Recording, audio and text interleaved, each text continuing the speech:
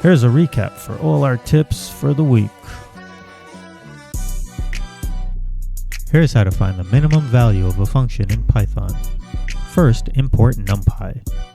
Then import minimize from scipy.optimize. Then make a function that returns the value of the function with x as an input.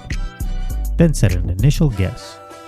Then say result equals minimize, the function name, the initial guess, and that's it.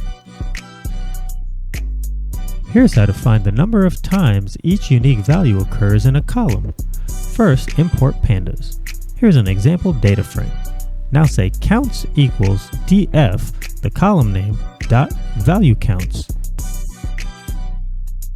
Here's how to create a column by parsing a string in another column. First, import pandas. Here's an example data frame. Let's say we want to get the IDs from a column called attributes that looks like this. Say df_id equals df_attributes.stir.extract, r to look for a regular expression, _id_ to look for that substring in the string, parentheses \d plus to look for all the integers after that substring, then underscore to stop when you get to an underscore. If you want to make the id column an integer, do df_id.asTypeInt. Like and subscribe.